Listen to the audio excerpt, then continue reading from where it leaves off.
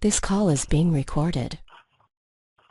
Okay, we've got the great Mark Ramey on, and Mark, you're in the Orlando, Florida area. Is that correct? Yes, that's right, Patrick. Good. And Thank you so much for having me on the call. Yeah, no, my pleasure. Thanks for joining us. Super excited to have you on today. Hey, so just give us some quick context, because I don't really remember. How long have you been in the business? Since 2002. Okay, so 02, great. So you've been in for quite a while now, and you joined into the coaching, I think, with the Ferry. When was that? 2004. Okay, so you got in early, right before the big, race up at the market. And then I met you at the prospecting school, I think really is where you and I, got to spend more time and a little bit more quality time. And Yep. and how many times did you come to the prospecting school? I knew it was a couple times, right? There's probably at least 4 or 5. Yeah. And if I remember correctly, you were coming with your mastermind group? Yes. Yeah, we would, people from all over the country, we would meet, and it caused the the energy and the enthusiasm to just go up even at the event. Yeah. So. It was great. So, for all of you guys on the group, I'd get these great mastermind groups, and they'd all come into the prospecting school at one time, and just the energy would be off the roof because of the relationships, the competition, the camaraderie, and it was always a blast, and the results were amazing. So that's where I got a chance to meet Mark. So, Mark, just give us a quick update on, what's happening with 2016 production. Where did you guys end up? And then if you can also share with us what your team structure looks like these days. Sure. So 2016 production, we ended up with right at about 17 million and 88 units. And this year, our goal, and we're on pace for 136 units and just over 31 million in production. My team structure is 5 people. I'm the rainmaker and the lead listing agent. I have a buyer specialist who takes all the buyers, an outbound sales associate who is augmenting prospecting for me in addition to what I'm doing. And then I have a listing coordinator and a closing coordinator for the team. Great. How long have you had the outbound sales associate? I hired my first one last April. Yeah, so it would have been the first one last April. He left in December, and really quickly got into play of looking for another one and hired her in February. Good. I'd love to hear some lessons learned in that process. One of my good buddies is doing it. We're seeing that a lot as a big trend right now. I have not bridged that gap yet, but just, any lessons learned on hiring an ISA, OSA, from your vantage point in the field? I would say I should have did it a lot sooner. Interesting. I had limiting beliefs about my own ability to lead, and Patrick, what I learned at prospecting school and what I learned, I don't think I gave it the value that it actually, the value that it brought to me and that it can bring to others. And so I would have done it a lot sooner. Interesting.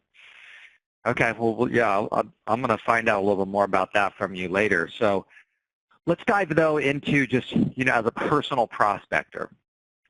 Tell us a little bit about what your schedule looks like and what your personal prospecting commitment is, just so that we know.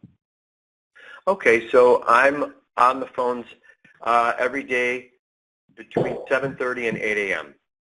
No later than 8 a.m. I'm on the phones. If it's a day like today where it's expired day, I was on the phones at 7:30. Wow. And and then I'm usually on the phones till between 11:30 and noon every day. Okay, that's a lot of phone time.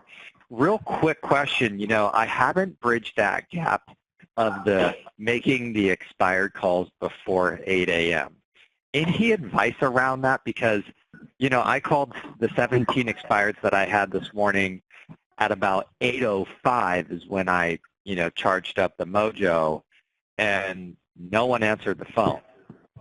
So that means that they had already received multiple calls by 8:05, and they were already not answering the phone anymore. So I would just love to hear from you. How is it calling that, 7:45, 7:30? I haven't bridged that gap yet. Well, what I'm noticing is I call it I call it their cage hasn't been rattled yet. And what's ideal and perfect is when you can get an expired who says, no, I didn't know my listing had expired. Well, then if you can very efficiently get into where, why, and when with them and realize that their motivation is good, then you have an ideal one. I mean, you have the fruit for the day. Because if all the rest of them, if you can't pick them because everyone else has had their cage rattled, then you just picked your fruit for the day. And it's worth it because it's your listing. It's a listing. Yeah. So. Okay. Well, I mean, I like that concept. Do you get in? Is there any objection handler like, why are you calling me so early? Or like, what the heck is your problem? Do you get any of that stuff? You know what? It happens, and I think more than just like a script, it's connecting with what they're experiencing in that moment. So if they're saying, oh my gosh, you realize what time it is? I immediately will go into, I apologize. Did I wake you? I am so sorry. I was calling about your house for sale. Is now an okay time to talk, or should I ring you back? Because when you apologize, then they're like, oh, maybe I should know something. They completely they relax, and then there's a potential for a connection to be made. Whereas everybody else, what I've noticed is, not everybody else, what I've done, and what occasionally still I make the mistake of doing, is I'll just try and plow through the script. And who's that about? It's about me. Whereas if I acknowledge the pain that I've just caused them, it's making it about them. Very nice. Very nice. Yeah, I like that a lot. Okay, so I guess I got to follow my own advice on that one. And I do too. Hey, that's great. So you mentioned a second thing I'd like to pick up. Who else do you call, by the way? So it's obviously you're calling some of those expireds first thing in the morning with some consistency. Who else are you calling in the day? I'm calling for sale by owners, and then I also have 2 lists that I've created out of my database that are my top 50 clients and my top 50 friends, or that friends are people that have not transacted with me in the past. And then I'll also call, I have a resource for probates, so I'll call those, and I will call old expireds. What's your resource for probates, by the way? You're going to laugh. My life partner, Derek's Aunt Mita, I think I pay her $1.50 a lead. She goes to the courthouse, she takes the bus, goes to the courthouse, she gets the fresh ones, and she sends them over to me. And then I just have someone run their phone numbers. Okay. Yeah, I've heard that is the better approach, and I tried out all the leads. You remember Jim Sullivan, who's down there in Florida. So yeah, okay, cool, good. Well, I was just curious about that. What would you say is your best prospecting lead source? I know for me last year was I converted 3 expireds, only 1 FSBO, and I want to try and go for 3 this year, right? So what would you say is your better prospecting lead source that you're effective with? Well, I have, I would say expireds is right up there. It was 20% of my business last year. For sale by owners is getting better. And I'm also learning, because I had to kind of deprogram myself for a while, that my database, That's why I call my top 50s. It's so amazing how when you have a good conversation with people that already know you, and you position the call not only around them, not only around you, and you're not just calling and asking for business, but you're bringing value, how many opportunities that they want to deliver to you. I like that. How do I get on your top 50 list? What is the criteria for that? So if it's top 50 clients, obviously you have to have transacted with me. I have to like you. And then also you have to be a potential for like someone that can refer business. So if I'll give you an example of someone that's on my top 50 clients list. She is she's someone that's done 9 deals with me already, herself personally. And every time that I see her at a party, she says, "Mark is my realtor." And Mark, blah, blah, blah, all right? And she just tells everybody about me. So I reward those people. I know their birthdays. I know their favorite drink. I know their favorite, what the restaurants they like to go to. And I'll call them, and every month I invite them. The reason for my call every month is I call them and I invite them to my happy hour. Nice. Okay. And then the friends, like I've got friends, people that haven't transacted with me. These would be like attorneys that I met through Rotary. Like I've got one attorney who I've received 4 transactions from her, and she belongs to a group of attorneys, like about 10 attorneys. And I started going to yoga with her, and she's in my Rotary, and she invited me to, I offered to buy her office of attorneys lunch, and I came in and we bought them pizza, and we just sat and had a powwow and talked about how we could help each other. And so she's on that list also, and I will call her and invite her to my happy hour. She was at my happy hour this last Thursday. Excellent. Thanks for sharing that. That's great. You bet. Okay. So let's talk a little bit about, mindset. What has been the most effective mindset, tactic, strategy, book, you name it, that's helped you really bridge the gap from inconsistent prospecting to prospecting at a high level? Okay, there's 2 things that I would say. There's one thing that you gave me during prospecting school, and you and I talked about this at the KW event. It was a form called Your Personal Goal Reaching Room. And that form, I don't know if you still have a copy of it, but I'm looking at it right now. When you first handed it to me in in prospecting school, I looked at it and I said, "Oh yeah, I do all this," and I dismissed it. And then I caught my brain and I said, "Wait a minute, do I do all this?" And I challenged myself. It's just kind of like how when seatbelts first became a law, how we had to force ourselves to wear them. I challenged myself for 30 days to cause this to be a habit, and I forced myself to do it. It's the best thing I ever did. And this form is all about your attitude, your approach, and your expectations. I would say the one thing that I get the most from this form is my attitude. There's a section in it that says, if what you felt before you walked in today is not where you think you should be, then adjust it now. Examples of where you want to be: hungry, motivated, excited, pumped up, turned on, happy, successful. You pick your own. And what I do at that moment, before I'll get on the phone, and I coach my OSA to do it also, is I'll take maybe 15 to 30 seconds. I'll shut my eyes, and I'll go inside myself, and I'll say, where are my holes today? Where am I feeling weakness? And usually it's going to be one of these things like this: confidence, clarity, focus. Like I could be, if I'm running a little late to get to my prospecting session, then that could throw me off of my confidence, or it could throw me off of clarity. And so I'll notice where that hole is, and then I'll claim it on the form. And it might sound like I'll just write it down: confident, focused, service. So wherever the hole is, I claim it. And I think that's probably one of the most powerful experiences of that form that you gave me, and I have you to thank for it, so thank you. Awesome. And I got that from, Tony Smith, one of the best prospectors ever. So I'm happy you're using it, and I got to grab that sucker and print that out, and I'll share it with everybody in the group as well.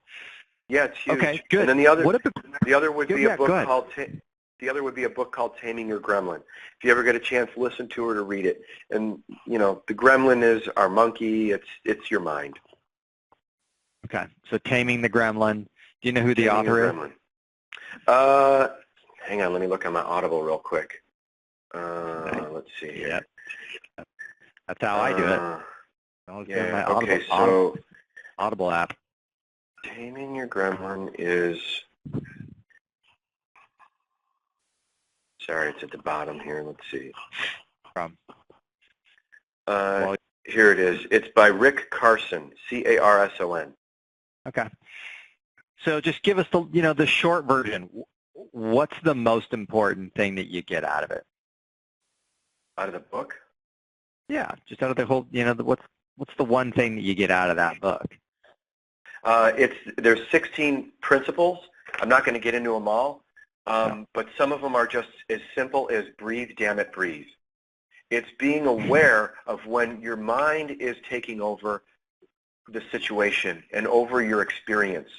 So, and the biggest thing that I got is just awareness of when my mind is causing me to be in a place of fear, which then causes me to pretty much flub up everything that I'll say in a client situation. And then taking action. And simply just like, even if I just take breaths, breathing more than I need to puts me in it changes my state to where then all of a sudden I can get insight, intuition, to then ask questions as opposed to telling people things and all that fun stuff. Beautiful. Very well put. Thank you. Awesome. And then what about, skills? You've clearly have put a lot of time, effort into working on your presentation skills, your ability to influence others. What would you say is your number one go-to, like this is the most important skill for someone who is newer to prospecting? I would say the number one skill is, it's just 3 questions. You don't even need a script in front of you. It's where, why, and when. If you can have where, why, and when at the forefront of your mind whenever you're talking to someone, and listen with the intention to care, like as if it's your own where, why, and when. So like, where are you moving to? Well, I'm moving to Michigan. Well, why? Because my daughter lives there and she's having a baby. Your daughter lives there and she's having a baby. Wow, that's exciting. When's the baby coming? The baby's coming in May. Wow, May. When's that? How soon do you want to be near your daughter in Michigan while she has this baby? And then repeat and approve as if it was just as important to you, that goal of theirs, with passion. It opens the door. Very nice. I like that. Just we can hear you going into state right there, and that was it was awesome. So what about like just a lot of these guys are still working on scripts, working on objections. How much time, honestly, would you say, from your vantage point, does someone really need to put into scripts, script practice, role play? I mean, can you tell us a little bit about kind of your background and how much effort you had to put in? Yes. Scripts are key and critical. The faster that you can internalize them and know them is the funner that the job and prospecting becomes. Because when we internalize them, then we can listen more. And when we listen more, the more we listen is the more connected we get to the client. And when we get connected with the client, deal's done. That's it. So what I did is I hand wrote my scripts daily, 2 or 3 times to internalize them, and I chanted them. And I would chant them probably for about 15 to 20 minutes. And that was the fast track to me learning the scripts. Once those are internalized, then the job becomes more fun. What about objection handlers? I would say objection handlers, have 1 or 2 of them for every objection memorized in your pocket. And then when they come up, just Deliver them confidently, without arrogance. Because 9 times out of 10, the client is simply asking, they're just coming up with the objection to know if you have the confidence that they want in an agent to move forward with you. I like that. You know, being in a lot of the kind of the Mike Ferry mastermind groups, did you do a lot of role play with a lot of your mastermind groups? Five days a week before I would get on the phone every day. Wow. With a different role play partner every single day. How long did you do that? From 2004 through 2012. Wow, that's a lot. How much would you say that role play session, whatever it was, you know, just the camaraderie, the sharing, the practicing, how much would you attribute that to your prospecting success? It was huge. It was massive. And I would say before you get on the phone, it absolutely gave me the confidence. And then there was a point where it just kind of like jettisoned into, once the skills were learned, like I had the scripts memorized, then I would be like role-playing with Aaron Novello. And Aaron would say at the end of a role play, he'd say, so how did you feel during that role play? And I'd be like, why did you ask me that? And Aaron, by the way, taught me a lot about taming my gremlin. And I would say, why did you ask me that? He said, because that's all that really matters. He said, I said, well, I felt uncomfortable. He said, well, then what would you change about that? I said, well, I would likely have listened more. And 9 times out of 10, it would be that I would have listened more, which meant that if I listened more, I would have connected with the client. Things would have happened more rapidly and easily. Very interesting. It wasn't just the words, it was the connection that became very important. Yeah, and it's the listening. I think that's such a really important point, and thanks for reminding me and the group. But I think when I used to listen to a lot of role plays, I think that was, or even a lot of prospecting calls, it was what it was what we were missing in the call that caused all of the resistance and caused the call to always be a problem and caused all the objections. If we were just listening a little bit more carefully to what they were saying or what they were trying to express to us, that it was easier for us to be a great solution to their problems. Yep. Right, because we recognized what they're dealing with and how and their experience, and then it was easier for us to be able to be there for them and solve problems. So thanks for bringing that up. Okay, Mark, I want to get a quick role play in with you on expireds, since you know, that's been your strongest suit, and I'd love to, you know, pick your brain on that. So let's do it. Okay. Do you want me to role play? Do you want me to be the agent? You be the agent. I'll be the expired. Okay, great. Ring, ring, ring, ring. Hello. Hello. Was calling about the house that was for sale. I'm not sure if you can help me. Is that property still for sale? No, we just took it off the market, and we're just going to relist with the same agent, though, so you can go ahead and give him a call. You just took it off the market, and you're going to relist with the same agent, so I can go ahead and give them a call. Perfect. Well, so real quick, just one quick question. When I came in the office this morning, I noticed it had come off of our computer. Would it still benefit you? I mean, so if we had a buyer that was interested in the property, would it still serve you if we pointed your home out to them then? Absolutely. Yeah. Okay. I mean, we still want to sell. Okay, so you still want to sell.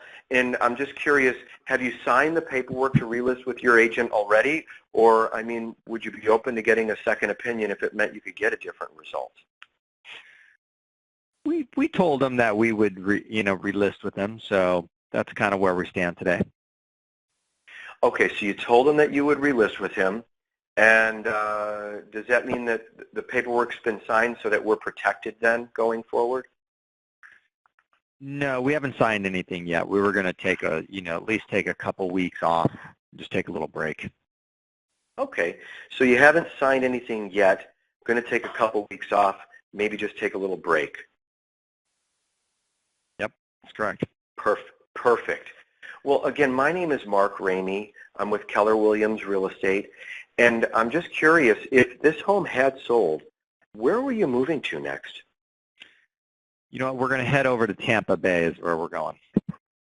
Tampa Bay, that's exciting. What's taking you there? Job transfer is really on the board right now. Job transfer, that's exciting. I trust that's a good thing for you? It is. Yeah, we're pretty excited about it. Oh my gosh, when do you start the job, Patrick? Job's already started, so I'm already headed over there, and so if you had a buyer and you guys and they were very serious about buying this home, we would be very interested in entertaining that offer. Okay, so you've already started the job, and does that mean that you're commuting from Orlando to Tampa, or are you living there? Yes. Nope. I'm commuting back and forth. Oh my gosh, that's an hour-and-a-half drive one way, so 3 hours a day just driving? Wow. Yeah, I'm staying the night a couple times just to reduce some of that stress. Okay, all right. And do you have family here in Orlando, or are you just on your own? Nope. Yeah, the family's here, so as soon as we get this household, we'll go find something over there. Okay, well, Patrick, the reason that I was reaching out to you, and quite frankly, it sounds like you've got a pretty important goal to get to Tampa, because I'm imagining you would be spending more time with your family rather than driving back and forth to Tampa for your job, correct? Yep, that's correct. Okay. So the reason I was reaching out to you is I actually specialize in helping homeowners who've been on the market for 6 months, sometimes 8 months, or even 12 months. We come in and we assess the situation, and the families that are working with us, they're getting sold in an average of 37 days for 99% of their asking price. So I'm curious, if you could have results like that, which would cause you and your family to already be in Tampa so that you're not driving 3 hours a day, would you be open to getting a second opinion before you made your final choice? I'd be open to a second opinion. Okay, perfect. So if I was to do some research to determine realistically what the highest paying retail buyers would actually be willing to pay for a home like yours, is that information that would help you? Yes, we would like to know that. Perfect. Excellent. Well, Patrick, if I was to put this information together, and if we were to get together to go over it, typically our afternoons or evenings better for you. I would say, early evenings would be the best. Early evenings, like say 5 or 6 o'clock? Yeah, 5:30 is fine. Okay. Okay, great. I got some time today at 5:30, or would tomorrow at 5:30 be better for you? I would say, 5:30 tomorrow would be better. 5:30 tomorrow. I got you down for 5:30 on Thursday, Patrick. Now, before I come out, I have a great deal of respect for you and your investment of time. So if you've got just a couple more minutes that I might ask you a handful of questions, I can be most efficient with your time tomorrow. Do you have just a moment for me now, or should I ring you back? No, now's fine. Okay, great. And then I'd go in pre-qual. Beautiful. Give us your opening in the pre-qual. So, Patrick, tell me again, I guess at this point, can you briefly describe your home for me? Sure. That's usually my first question, right? Because that helps me understand their personality. Yeah, get some talking. Oh, that's good. Right. Yeah, very good. Okay. And then, same questions that were in the Mike Ferry pre-qual. Okay. And then do you do the, if what I say makes sense and you feel comfortable and confident, do you do that, or do you do a version of that? Well, I've altered it slightly. I think if what I say makes sense and you feel comfortable and confident that I can sell your home, is there anything stopping you from putting your home on the market at this time? Perfect. Love it. And what I'm looking for there is a no. Yes. Mark, you're awesome, man. I really appreciate your time here. I ran over a couple minutes, but it was definitely worth it just to hear you in action. And you know what? I speak for the group. We absolutely appreciate all the pearls of wisdom that you've shared. I just found my copy of the the pre-prospecting checklist form that you're referring to. So Good. I'm gonna make a few copies of that, and I'll send it off to the group. And again, we appreciate everything that you've done for us today. And I might have to make another round of calls to some expireds this afternoon. Yeah, today's the day, and in the evening it's a good time. I wish you guys much success. Thank you for the privilege to talk with you about this. Yes, awesome, man. Well, totally appreciate it, and thanks for referring me over to the your guy over there in the Villages. So I appreciate that too. Oh, absolutely. You bet. Thanks so much, Patrick. All right, have a great one, guys. Let's get on the phones, and thanks, Mark. We'll talk to you guys soon. Appreciate it. Okay, take care. My pleasure. Bye now. Bye-bye.